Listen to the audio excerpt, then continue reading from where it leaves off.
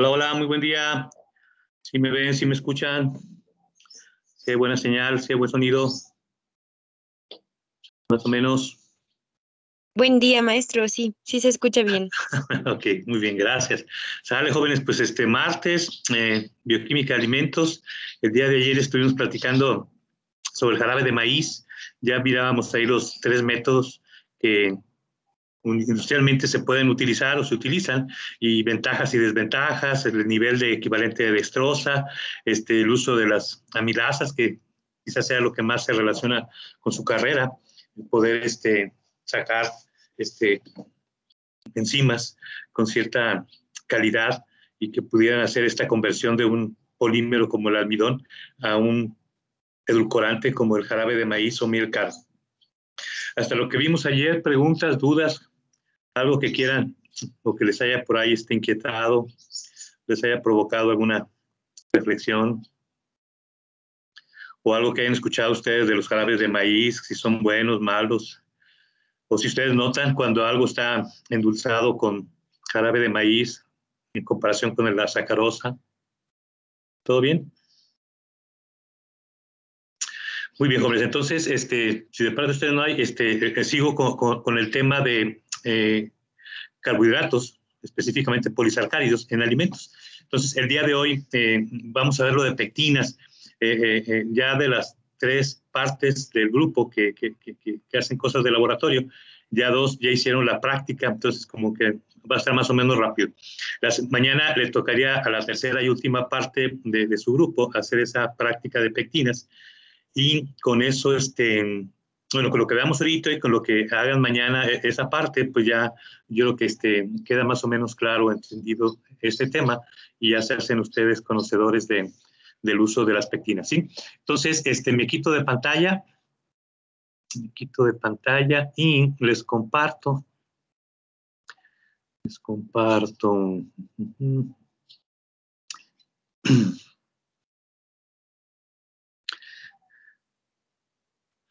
Ok, entonces, miren, con ustedes sería esta.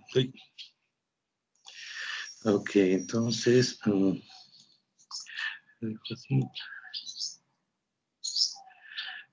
miren, a nuestros conocimientos.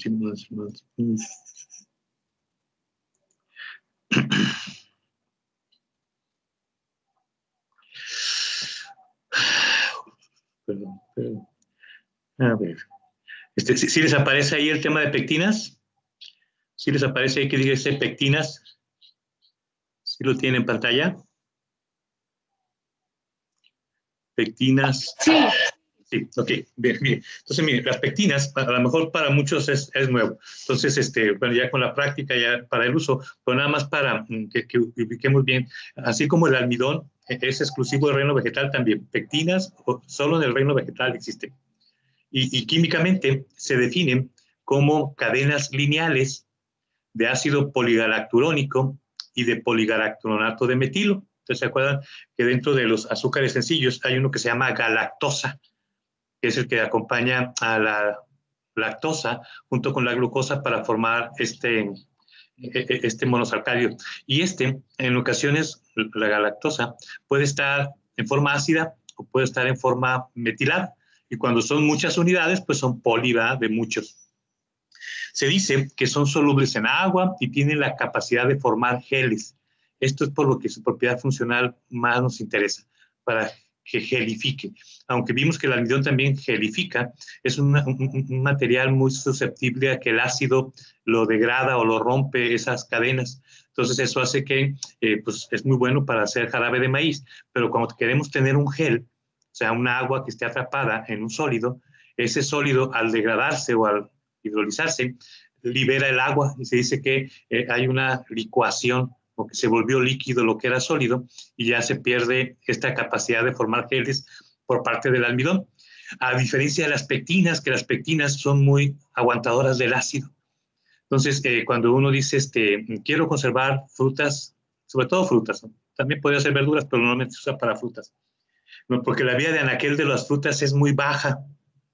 ¿Cómo le hago? Bueno, pues existen diferentes métodos. El enlatado sería uno de los más comunes, el deshidratado, pero otros también hacerlos confeti tipo mermeladas, jaleas, ates. Entonces dice, bueno, ¿y cómo le hago? Bueno, pues como queremos hacer un confeti o un dulce, pues le vamos a echar mucha azúcar, pero generalmente ahí tendría yo como un jarabe tipo miel y no tendría una textura pues muy atractiva para muchos. Entonces, como que la idea de que pudiéramos formar un gel, algo plástico, semisólido, sólido, pues sería muy atractivo. Entonces, en ese sentido, las pectinas pueden darnos esa función. De tal manera que el mismo gel, la idea es que atrapa agua. Y si atrapa agua, quiere decir que la actividad de agua disminuye. ¿Se acuerdan que la actividad de agua está muy relacionada con la disponibilidad de esa agua para ser utilizada en otras cosas como reacciones químicas, desarrollo microbiológico, etcétera? Entonces, si yo disminuyo la actividad de agua, tengo mayor vida de anaquel. Y ustedes pueden notar cómo las mermeladas, las jaleas, los ates, duran mucho tiempo, semanas, meses o hasta años, si están envasadas y no se abren, podemos tenerlas disponibles para consumo. Y el adicionar azúcar, pues como que el azúcar se relaciona muy bien con lo que es frutas. Entonces, nuevamente, una piña, una manzana, un mango, todo eso, pues nos saben a dulce. Entonces, como que tener algo de forma gelificada, con color, olor, sabor a fruta y que esté dulce, pues es atractivo, ¿sí? Aquí les pongo una molécula de lo que es una pectina. Entonces, estos hexágonos serían la galactosa. Pero ustedes pueden ver acá en esta parte de la esquina que una de esas galactosas está con ácido galacturónico. Entonces, son cadenas lineales de poligalacturonato de ácido o poligalactato de metilo. Entonces, en algunos casos vamos a ver que tienen grupos carboxilos, pero en otros vamos a ver que están con grupos metilo. Entonces, dependiendo de la proporción que tengan, ya sea de grupos carboxilo o de grupos metilo, nosotros más o menos podemos clasificar a las pectinas en base a esa proporción. Entonces, o es ácido o es metilado. Son las dos opciones que nos da la galactosa en esto de formar pectinas, ¿sí? Y el peso molecular, pues de 20.000 a 400.000. Entonces, también entre mayor peso molecular, más grande es su capacidad de formar geles y más firmes son, ¿sí? En el caso de lo que es propiamente la pectina, pues se encuentra en los tejidos vegetales y se habla de sustancias pépticas como el conjunto de todo lo que está relacionado con pectina. En esto hay que considerar que en el caso de las frutas y los tejidos vegetales en general, es que cuando están en estado crudo, o sea, una guayaba está en el árbol o que la cortan y que la están vendiendo en la tienda o en el centro agropecuario, normalmente la firmeza y la textura de esas frutas y hortalizas está muy relacionado con pectina. Ustedes mismos, o su mamá, o quien vaya y compre fruta o verdura, es muy común que tocamos, o a la hora de morder también sentimos la firmeza o la rigidez de las frutas y hortalizas. Entonces, cuando van y compran, por decir, un aguacate y lo quiere para hoy o para mañana o para pasado, no, pues para pasado, se lo dan firme. Y esa firmeza está relacionado con el contenido de pectina que tienen esos frutos. O si ustedes se quieren comer una mango, una guayaba no madura, generalmente son muy firmes o muy duros. O sea, siente uno que hay más firmeza. Y a medida que va madurando, esa firmeza se va disminuyendo y se tiene una textura más suave. Y eso tiene que ver con que en la maduración existen enzimas que están degradando las pectinas y van suavizando el fruto, y eso permite que pues puede quedar mejor de textura o puede que se quede demasiado blando ya cuando está sobrepasado de maduración. Generalmente se tiene esa sensación de que ya la textura no es tan atractiva, ¿sale? Y se dice que existe en el caso de los jugos una rotura de la estabilidad. Es decir, si ustedes exprimen un fruto o lo hacen puré o lo meten a la licuadora y sacan ahí un licuado de alguna fruta, generalmente mucho de la estabilidad que tienen esos jugos y mucho de la consistencia que puedan tener esos licuados está dado por la cantidad de pectinas. Ellas son las que le dan mucho de esa sensación que tienen en el caso de los jugos. También en el caso de los concentrados de fruta, también se puede, si se evapora el agua, ver una mayor acción de las pectinas, ¿sí? Nosotros podemos comprar pectina, así como comprar sal, azúcar, aceite, cualquier materia prima, y utilizarla como una parte de la materia prima con la que se fabrica. En el caso que vamos a tratar de ver un poco más extenso, es cuando lo utilizamos en esa forma de ingrediente como un aditivo intencional. ¿Y para qué se agrega intencionalmente? Pues para que vuelva espeso o que forme geles. Entonces, por ejemplo, aquí en estas imágenes pueden ver cómo en el que está más a la derecha, aunque se tiene algo de gelificación, como que se alcanza a percibir que el agua está todavía relativamente libre y se ve de manera pastosa. Esto podría ser una jalea, quizás una mermelada, y podría tener para hacer un table y consumible de manera más o menos como comercialmente lo hacemos, ¿sí? O puedo también quitarle más agua y concentrar las pectinas y llevarlo hasta niveles en donde se forma una especie de ate, en donde el ate pues es básicamente lo mismo que una mermelada o una jalea, solo que más deshidratado. Y aquí ya querer untarlo como que no es muy recomendable o no es común. Pero sí puedo cortar un trozo como si fuera un dulce y como postre, pues consumirlo, ¿verdad? Y también estos tienen mucha vida de anaquel. Normalmente lo que pudiera desarrollarse es algo de hongos en la superficie, pero tiene que pasar mucho tiempo y en los días húmedos que se tiene esta higroscopicidad de los azúcares es cuando podrían quizás empezar a darse algo de este deterioro. O podemos seguirlo secando más y tener más vida de anaquel. Pero en sí, mucho de que mantenga esas condiciones es por las pectinas, ¿sale? Dice que en el caso de las pectinas se encuentran normalmente relacionados con la celulosa. Es decir, en nosotros, si buscamos sustancias pépticas para quitárselas al interior de lo que es la fruta, pues donde está la celulosa, por ahí también está pegada la pectina. Cuando está pegada la celulosa es común que le llamen protopectina, porque esta todavía, aunque es pectina, es insoluble en agua. Si yo pongo este vegetal en agua, la pectina no se solubiliza. Entonces, aquí podemos ver en esta imagen cómo, si pensamos que la celulosa es la principal estructura de los vegetales, pues podrían ser estos que están aquí de manera amarilla y de manera larga, propiamente lo que es la celulosa. Y dentro de lo que es la celulosa, pueden ver que hay aquí como que unas como lombricitas o como unas líneas de pectina. Se dice que la pectina, su función es más que nada como una especie de pegamento de las microfibrillas de celulosa. Por eso es que mucho de la rigidez que tienen los frutos no maduros está porque esta pectina está pegada y no está nada solubilizada. Lo que sí es que en el caso de la pectina, si nosotros lo calentamos con agua ácida o agua acidulada, que esté con un pH de 3, 4, vamos a poder con esta agua caliente y ácida extraer mucho de la pectina.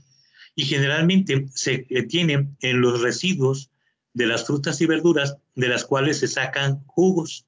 Entonces, en el jugo, pues es básicamente agua, sales, colorantes, saborizantes, etcétera. Pero realmente en lo que nosotros a veces llamamos bagazo, si ustedes en casa hacen jugo, pues se les va a quedar algo de sólidos, que es mucho de principalmente la celulosa, la fibra ahí está, pero también junto con esa fibra está pegada la pectina. Entonces nosotros podemos, si hacemos jugo de manzana o licuado de manzana, pues lo filtramos, nos tomamos ese jugo o ese puré, como lo quieran manejar. Pero del residuo que queda, de ese bagazo, es donde se puede hacer esta extracción de la pectina. Y aunque de la manzana se obtiene y se consigue comercialmente, es mucho más común sacarlo de los frutos de cítricos, porque en el caso de los cítricos, como naranja, toronja, limón, resulta que es en esta parte interna de la cáscara, este color blanco que está al interior de la cáscara, que se llama bledo, de ahí es donde se encuentra una gran cantidad de pectina. En cosas tradicionales, si alguna vez han hecho alguna mermelada o jalea a la manera antigua, de manera casera o de pueblo, el membrillo se agrega a veces más que nada porque también de él se pueden conseguir junto con otras cosas que tuviera pectinas, la extracción, y eso ya no necesitaban comprar pectina. Entonces los abuelitos pues no sabían que, o a lo mejor en ese tiempo no había pectina como un ingrediente, pero hay frutos que son buena fuente. El tejocote también se utiliza mucho en la tradición mexicana de fabricación de jaleas y mermeladas, ¿sí? Lo que sí es que cuando ya se libera con esta agua, sí se vuelve una pectina hidrosoluble, es decir, ya quiere con el agua interaccionar y solubilizarse. Entonces, hay que hacer este proceso previo para llegar a lo que es propiamente la pectina, ¿sí? También, en el caso de esta protopectina, aunque industrialmente lo que se ha hecho es esto de calentar con agua ácida, también se pueden utilizar enzimas, que serían las protopectinasas, que también harían esa transformación y lo hacen realmente cuando pasan de estar no maduras a estar maduras. Y esa maduración implica que las enzimas actuaron y ablandaron el tejido y lo volvieron más soluble en agua, ¿sí? También en el caso de las protopectinas, forman un gel, pero solo bajo ciertas características del medio. De las más importantes es que se tiene que tener un pH de aproximadamente 3. Ahorita vamos a ver por qué este pH o alrededor de este pH es que se forma propiamente un gel. En otros pHs diferentes al 3 o alejados del 3, forma parcialmente o no forma geles. Por eso es que hay que considerar las condiciones en que se fabrica una jalea, una mermelada, algo en donde queramos hacer que sea un gel para que el pH se cuide mucho, ¿sí? También en el caso de la pectina, se puede extraer y purificar y vender en polvo, así como las que están ahí en el laboratorio, porque aunque es soluble en agua, se hace insoluble cuando se le agrega alcohol o acetona. Es decir, la pectina prefiere disolverse más en alcohol o acetona que en el agua. Y después podemos evaporar ese alcohol o acetona, que son muy volátiles y con temperaturas relativamente bajas, y con eso no afectamos las características de la pectina, ¿sí? Y un dato interesante, bueno, a mí se me hizo interesante, es que cuando uno quiere comprar o producir enzimas, mucho de lo que tiene uno que conocer es cómo está su nivel de grupos carboxilo. Entonces, si es ácido poligalacturónico, pues en donde esté el grupo carboxilo, pues esa corresponda a ese ácido poligalacturónico.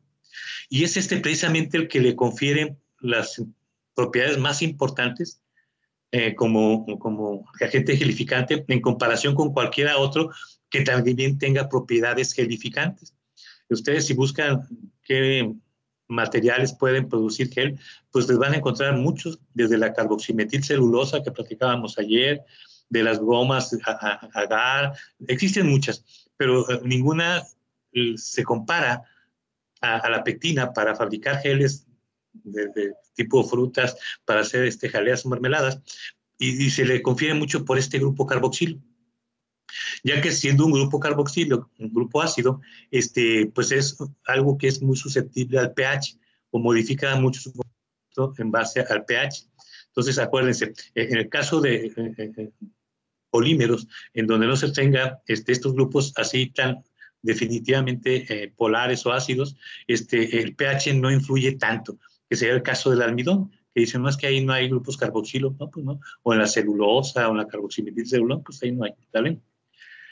Ok, entonces miren, en esto lo que más debemos entender es cómo estos carboxilos ionizados son los que le imparten la mayor reactividad o las mayores propiedades a este polímero.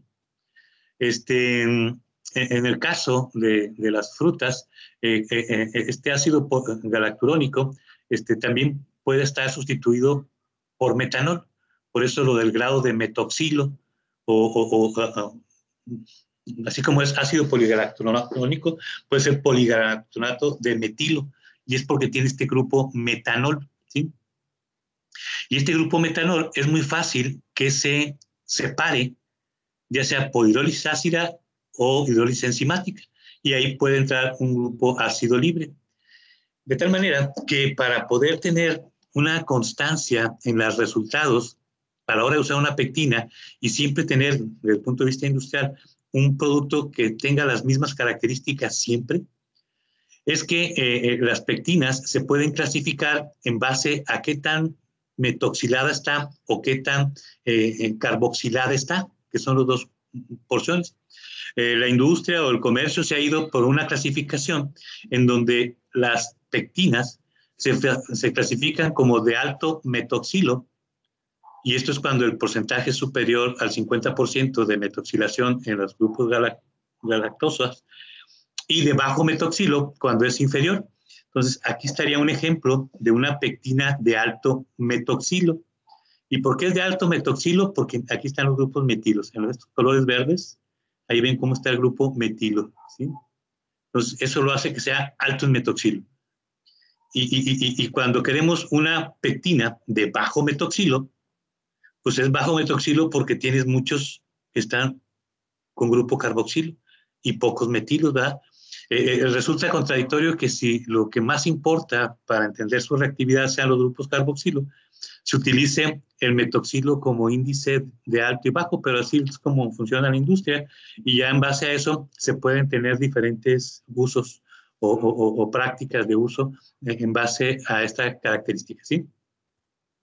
En el caso de las pectinas, también se sabe que de las de bajo metoxilo, aquí cuando uno lee bajo metoxilo, casi que en automático tiene uno que pensar alto carboxilo como complemento. O sea, si no está metilado, está carboxilado. Me dices que tiene poco bajo metoxilo, pues también me estás diciendo que está altamente carboxilado. Entonces, las de bajo metoxilo tienen un mayor número de grupos carboxilo. Y estos grupos carboxilo resulta que pueden interaccionar fácilmente con iones divalentes. Este es el caso más usual, al menos en el área de alimentos, el calcio, en donde al tener estas características de que son grupos carboxilos que quieren interaccionar, forman este tipo de enlace, y a este enlace se le llama pectato de calcio. Y estos normalmente son mucho más fuertes que la unión que tendrían grupo carboxilo con grupo carboxilo, y formando esta unión. Y esto genera estructuras tridimensionales entre cadenas adyacentes y le dan mayor fuerza al gel. En casos especiales se va a usar el calcio, ahorita les platico cuál. Pero dentro de dulces mexicanos, a lo mejor ustedes han comido o usan esto que se llama frutas cristalizadas. O ustedes llaman de otro, no, pero básicamente lo que se hace es que estas frutas se ponen con agua, azúcar y pectinas, pero también les agregan calcio, y eso hace que al menos en la superficie se note esa rigidez o esa firmeza, que sí, ayuda mucho lo que es la pectina, pero la pectina es más que nada para formar el gel y atrapar el agua, pero uno percibe como que aquí hay más firmeza, más dureza, y mucho tiene que ver con el uso del calcio. Si ustedes conocen o entre su familia hay gente que hace esto, posiblemente les va a decir que le echaban cal, la cal con lo que usan para construir o para hacer cosas de los albañiles, pues también aquí funciona, ¿sí?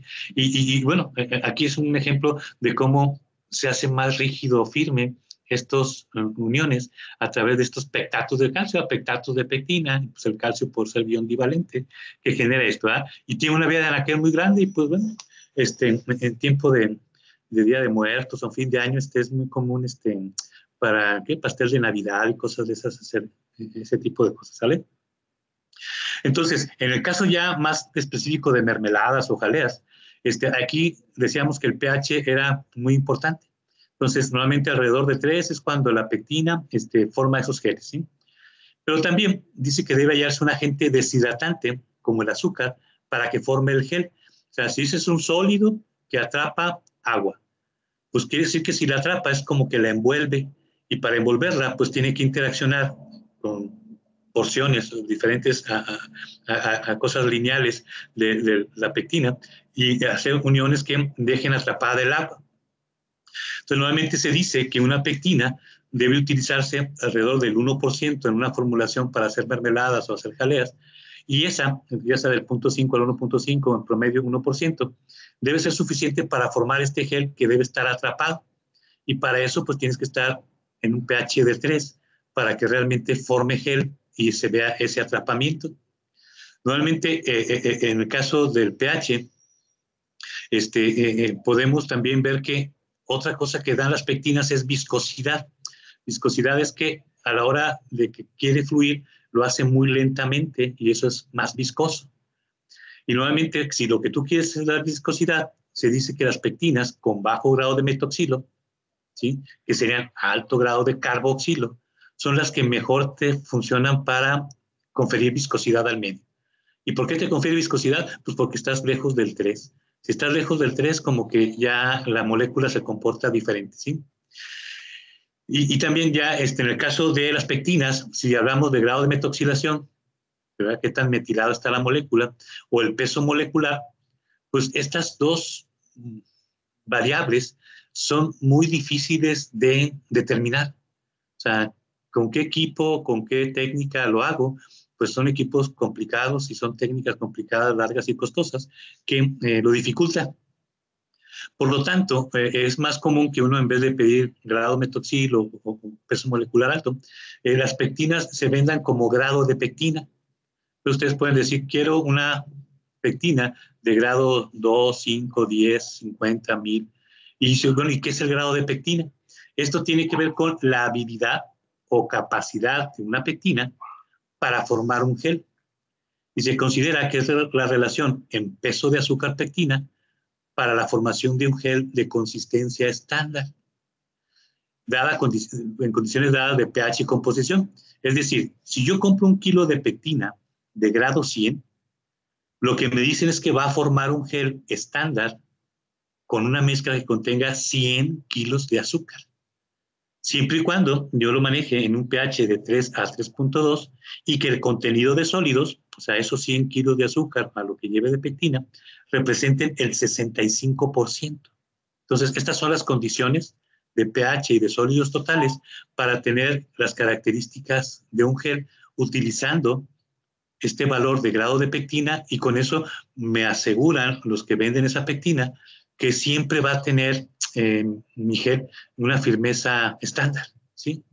Entonces, de lo que hemos platicado ahorita, aquí les puse unas imágenes en donde tenemos lo que es propiamente la pectina, aquí como estas rayas, y vemos cómo en muchos casos pues están metilados los grupos carboxilo. Aquí no participa el calcio, pero en donde no está metilado, que tiene el grupo carboxilo libre, es donde se forman entre una cadena de pectina y otra cadena de pectina estos pectatos de calcio, ¿sí? Y estos le dan mucho más rigidez, así como ahorita les platicaba de las frutas cristalizadas, creo que las llaman. Y de esa manera nosotros podemos tener uniones muy fuertes entre grupos carboxilo a través del calcio, que si no estuviera el calcio, también entre grupos carboxilo con grupos carboxilo interaccionarían, pero tendría una fuerza menor, ¿sí?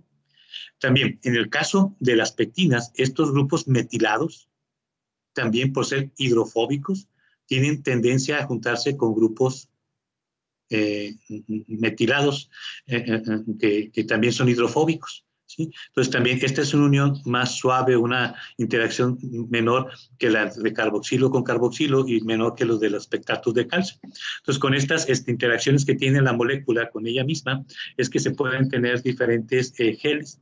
¿Qué decimos que es un gel? Pues es agua, estaría aquí adentro, en estas partes, está atrapada por un sólido. Entonces tienen que interaccionar, y en esas interacciones, dependiendo de la fuerza, va a ser las características que tenga el gel. Entonces hay agua dentro, y dentro de esta agua está el azúcar, el color, el sabor, todo lo que puede solubilizar el agua y que puede quedar atrapado.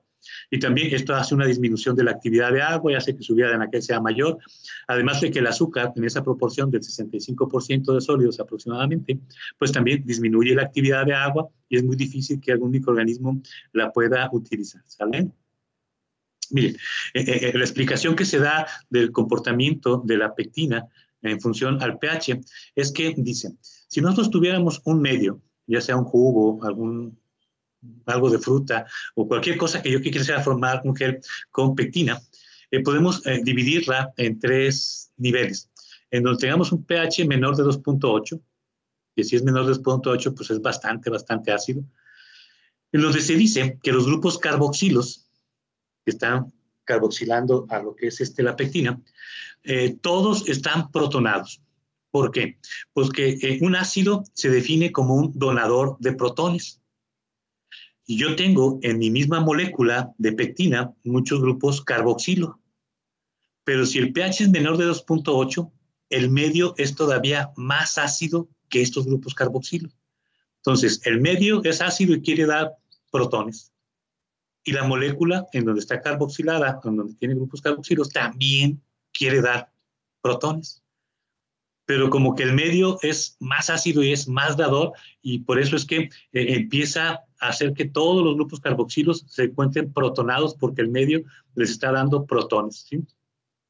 Esto hace que, aunque todos están protonados, por el medio ambiente que está más protonado, este medio hace que se empaqueten las moléculas de pectina, se empiezan a comprimir, y en ese comprimirse no atrapan agua ni forman geles, por lo mismo de lo protonado.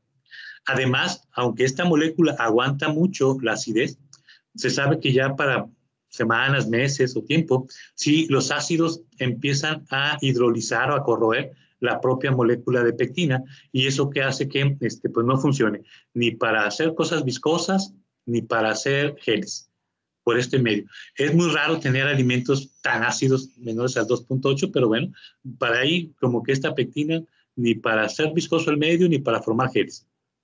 Lo que sí es que un pH de aproximadamente 2.8 a 3.4, se dice que las moléculas de pectina están parcialmente protonadas. Esto produce fuerzas pues, de repulsión y atracción, ¿verdad? Entonces, si es protonado con protonado, se rechaza.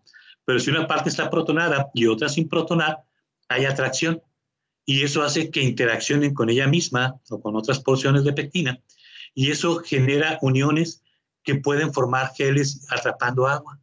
Y ahora sí, aquí algunas ven como si están protonadas, otras sin protonar, y eso hace que hay puntos de unión en donde en esos puntos de unión pueden medio quedarse atrapado algo de agua, y eso es lo que genera el gel, ¿sale?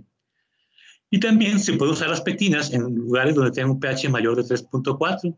Aquí lo que se dice es que ahora sí, lo carboxílico que tiene la pectina hace que todos o casi todos estén sin protonar o con cargas negativas, y por tanto se repelen.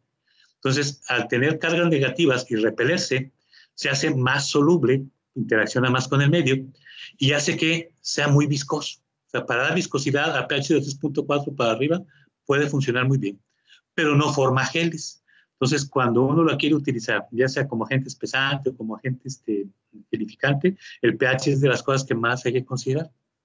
Se dice que la fuerza de unión entre moléculas de pectina es de poca fuerza, y el agua es una presión que podría romper los enlaces. Pero normalmente el azúcar es una sustancia que le quita parte de esa presión que genera el agua por ser tan líquida. O sea, el agua sola es un líquido y fluye y tiene toda esa presión sobre las paredes.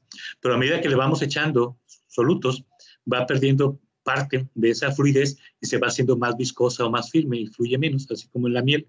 Y eso hace que haga menos presión sobre las paredes y hace que el agua no rompa esas cadenas de pectina, y por tanto tiene mejor textura.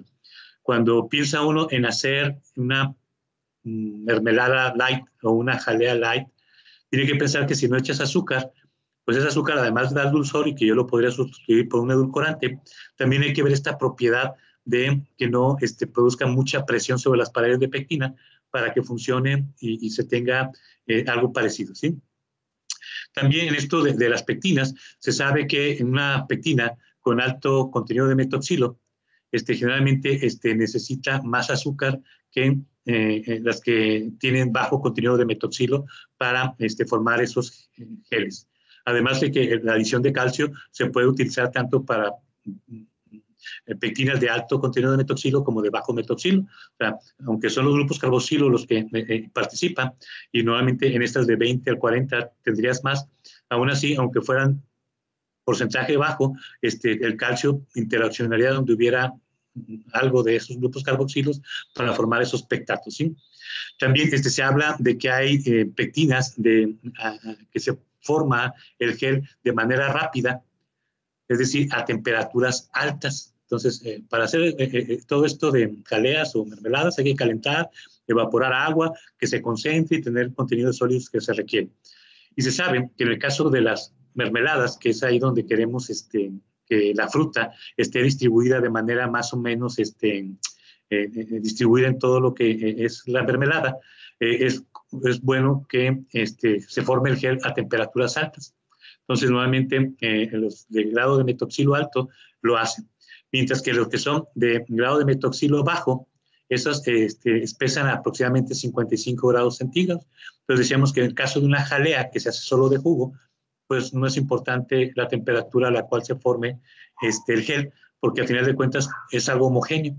Pero en el caso de la fruta, de la mermelada, donde tenemos el jugo y la fruta, la pulpa, y queremos que la pulpa no se quede nada más abajo, sino que esté distribuida en toda la mermelada, es que sí conviene tener una pectina rápida, ¿sí?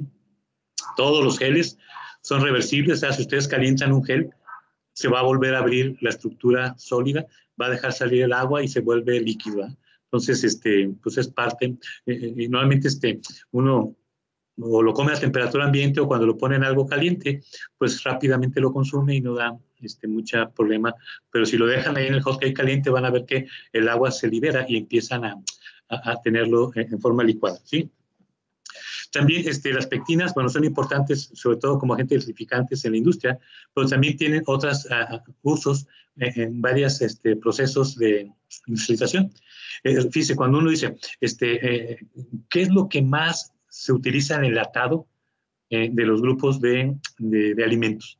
Y cuando vayan al super check-in, van a ver que en frutas es donde más se enlatan cosas. Bueno, frutas y verduras. Bueno, ahorita en el caso de frutas, se dice que todo proceso de enlatado lleva un proceso de calentamiento para esterilizar la lata y lo que viene dentro de la lata, de la fruta, y con eso tener una vida en aquel de mínimo 2 años. Ok, está el producto enlatado, lo vas a calentar, pero si esta fruta la calientas, nuevamente su textura se ablanda, como cualquier cosa que ustedes en casa cocinaran de una fruta, que normalmente no se hace. En verduras sí se hace lo de calentar y cocinar. Pero si ustedes lo están enlatando y dicen, no, pues piñas en almíbar, duraznos en almíbar, lo que ustedes estén pensando. Bueno, resulta que esas frutas, ya sea porque puedan estar pasadas de maduras, que ya están blandas de por sí, o puede ser que esta degradación de las sustancias pépticas de manera natural hizo que ya estuviera con una textura suave o con una textura adecuada, pero ya con el tratamiento térmico van a quedar demasiado blandas.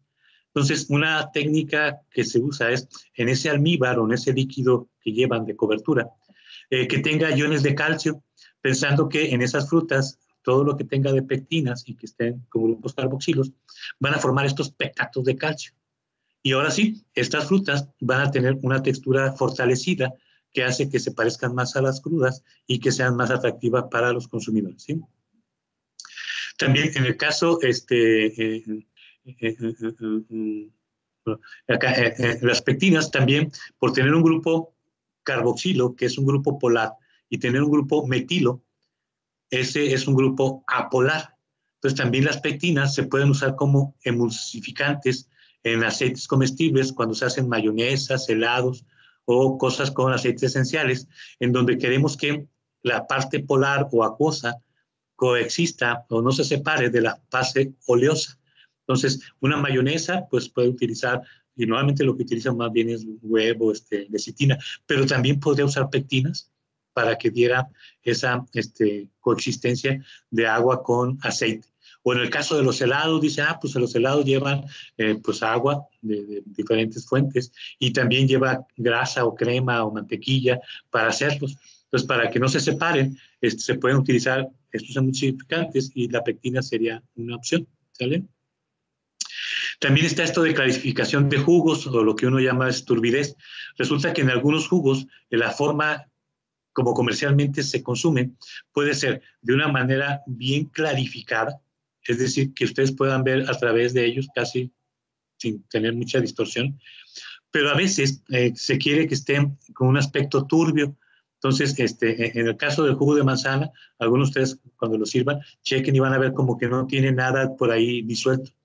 Pero si agarran cosas, sobre todo en los jugos de cítricos, en los jugos de toronja, de tomate, etcétera, ahí sí ven que hay como cosas ahí en suspensión y hasta uno mismo agita para poder distribuirlos y que no se queden nada más en la parte de abajo. Y eso hace que tengamos la situación de que en algunos casos es deseable quitar eso que está ahí suspendido y en otros casos es deseable dejarle eso ahí, pero que se mantenga suspendido. Pues generalmente todo eso que está ahí es pectinas. Pues quieres quitarle las pectinas, pues tienes que agregarle algo que permita que precipiten o que durante tu proceso tengas ahí un filtrado que las quite.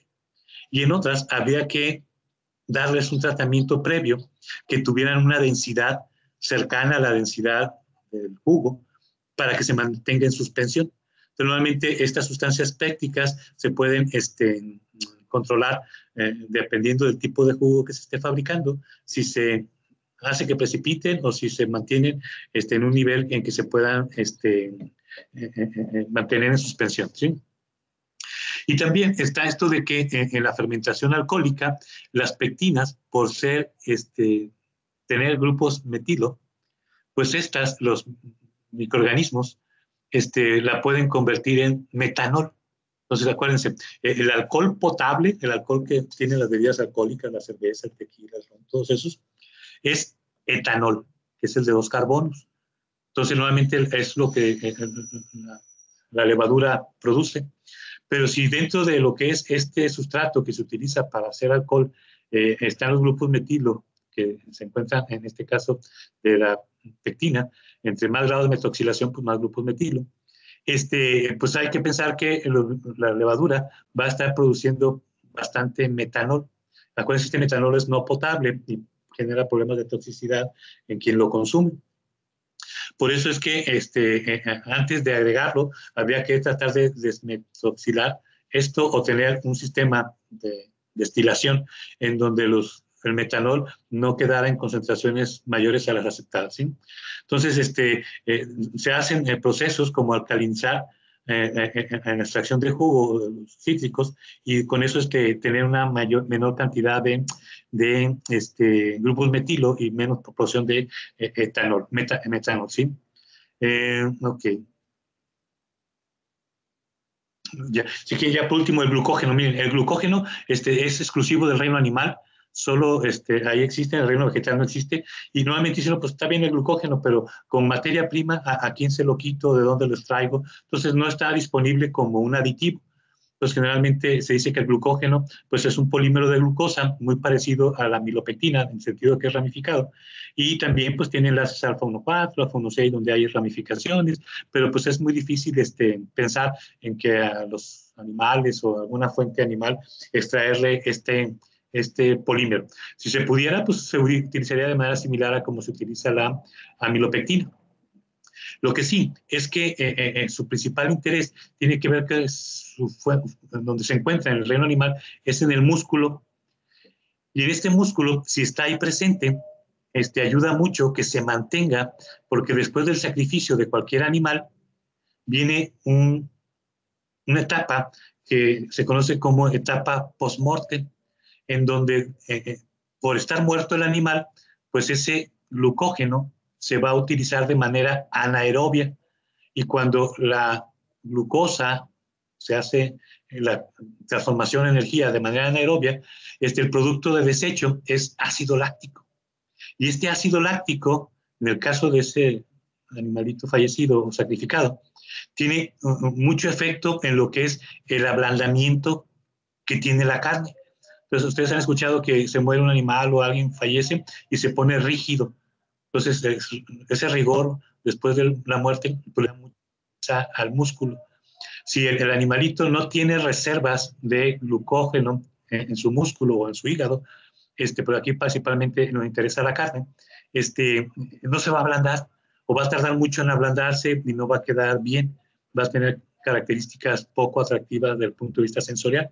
Entonces, por eso cuando se sacrifica un animal, se busca que esté tranquilo, que no esté tenso, que no vaya a quemar o gastarse cuando está vivo ese glucógeno que tiene de reserva y que le quede para que después en forma anaerobia se hidrolice y tener ese pH que da el ácido láctico más atractivo, ¿sí?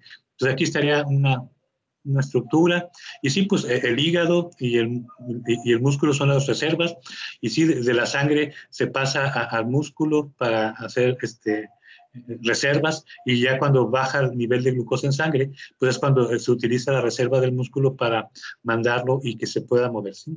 Y pues básicamente es eso, nosotros de los alimentos obtenemos glucosa, esta glucosa se puede polimerizar y convertir en glucógeno, y cuando se requiera por una disminución o por hacer ejercicio o algo, pues este glucógeno se convierte otra vez en glucosa, que se vuelve a convertir en energía. Entonces nosotros nos interesa más que nada en ese sentido para las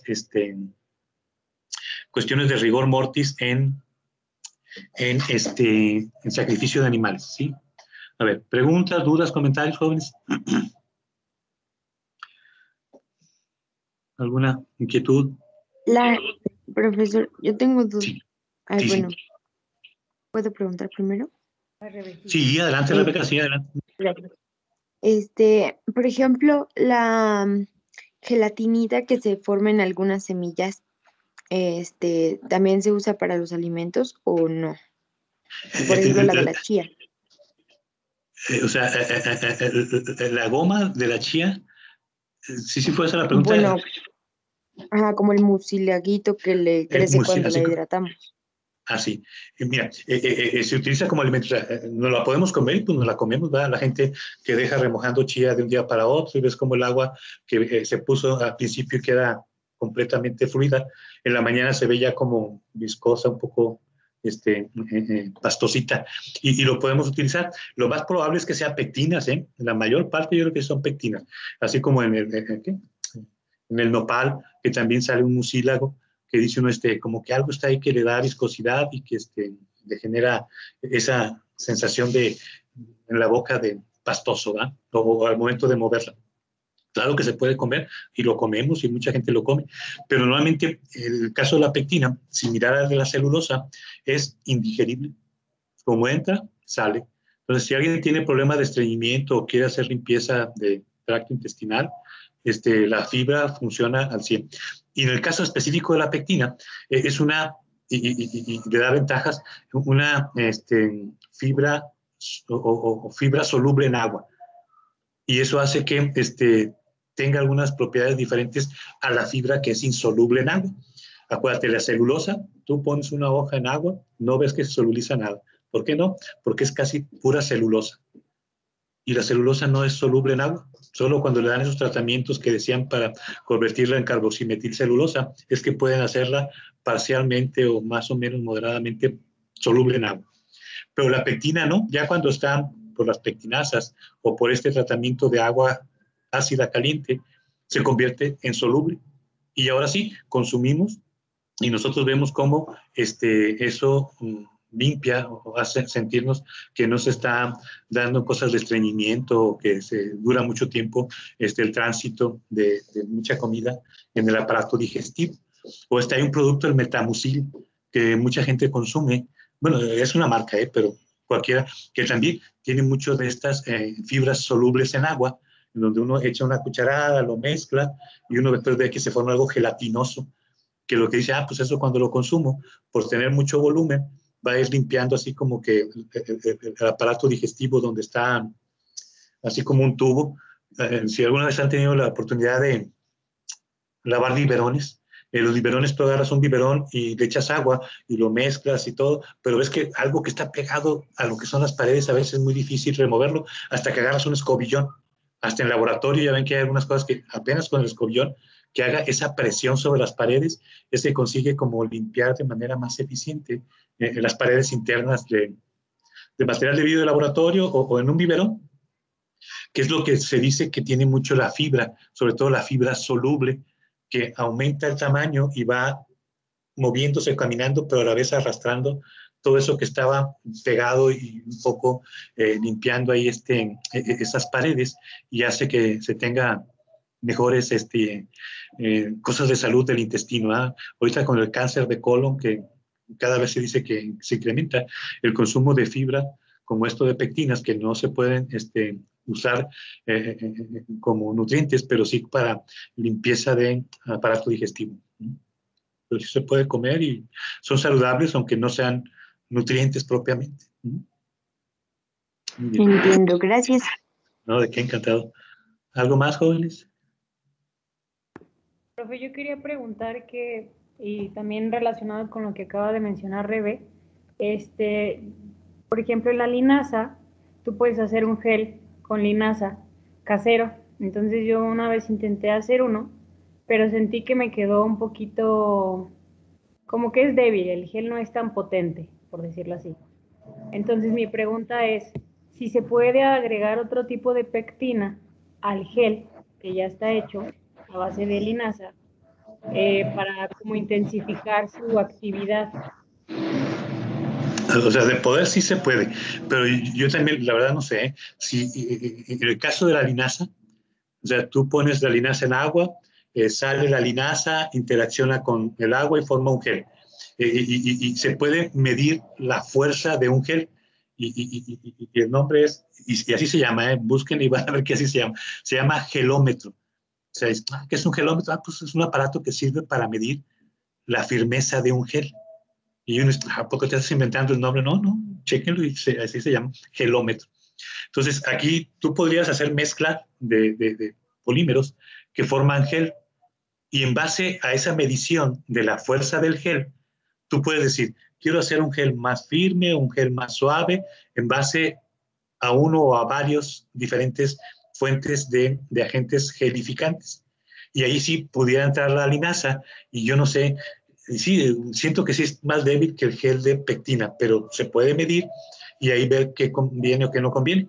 Y sí, desde el punto de vista ahorita que está todo esto de salud, pues todos queremos ser sanos, pero cada vez más conscientes, ver qué características de mejor salud daría ese gel de linaza para la dieta, porque sí, comercialmente una pectina que se obtenga de linaza no es tan comercial como las que les platicaba ahorita de la manzana y de los cítricos, que es muy barata. Dice, pues voy a tirar el bagazo de la manzana, voy a tirar la cáscara de la naranja. Ah, pues a ver, me le saco primero la pectina y con esa pectina hago un negocio y vendo y la gente queda contenta. Sería cosa de investigar en el caso específico de la linaza, cómo está su firmeza de gel o qué características quieres que esta linaza le dé al gel que tú estás pensando. Sí, hasta ahí. Muy bien, profe, gracias. No, de qué, gracias a ti.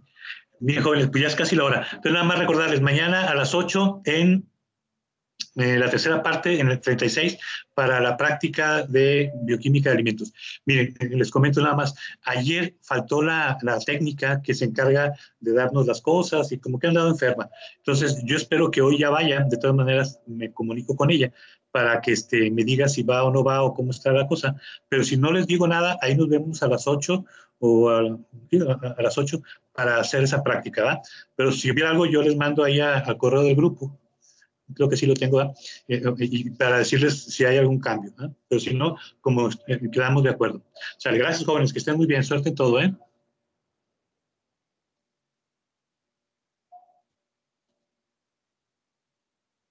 Gracias, profe. A ustedes, Gracias, gracias. hasta luego.